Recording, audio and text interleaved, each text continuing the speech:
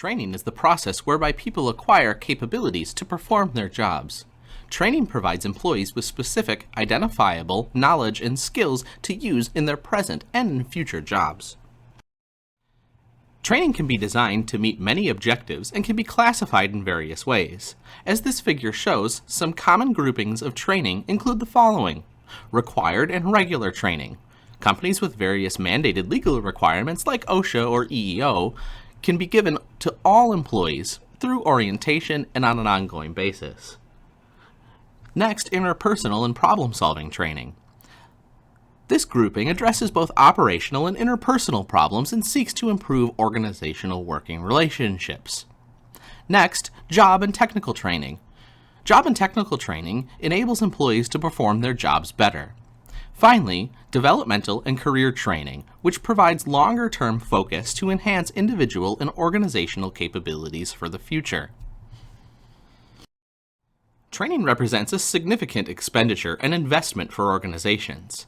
However, it is too often viewed tactically rather than strategically, which means that training is seen as a short-term activity rather than a longer-term effort on organizational success.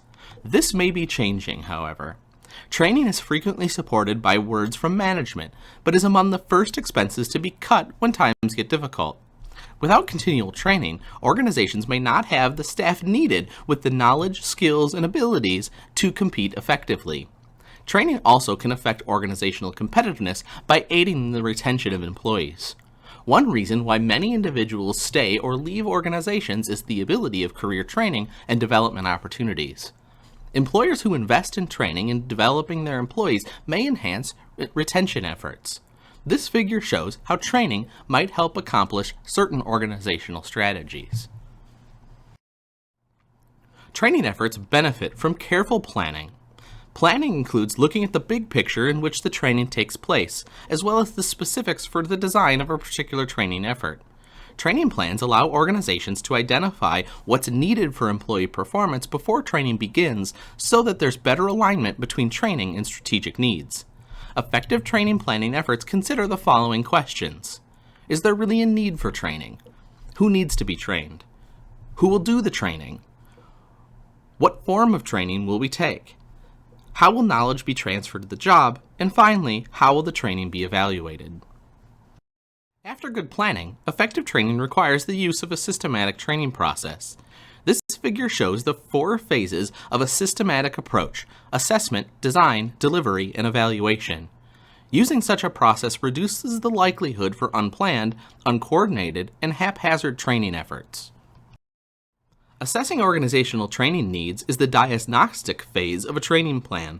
This assessment includes issues related to employee and organizational performance to determine if training can help. Needs assessment measures the competencies of an organization, a group, or an individual and relate those competencies to what's required through training. It's necessary to find out what's happening and what should be happening before deciding if training can help, and if so, what kind of training is needed. Once training objectives have been determined through needs assessment, training design can start.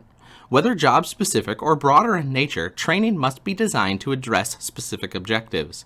Effective training design considers the learners and instructional strategies, as well as how to maximize the transfer of training from class to the job. Once training has been designed, the actual delivery of training can begin. Regardless of the type of training course, many approaches and methods can be used to deliver it. The growth of training technology continues to expand available choices. Whatever the approach used, a variety of considerations must be balanced when selecting training delivering methods.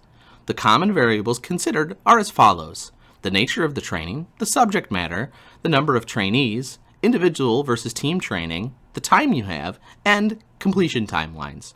Further, training can be either formal or informal. Formal training is very visible because it consists of planned learning activities. Informal training takes place when learning may not even be the primary focus, but it occurs anyway. Informal learning may be the result of self-initiated efforts or simply serendipitous, but all efforts are needed nevertheless.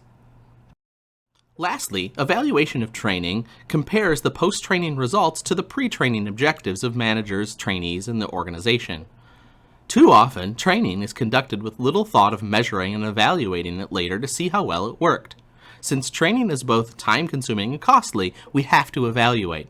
Our evaluation then informs our next process of needs assessment through the systematic training process.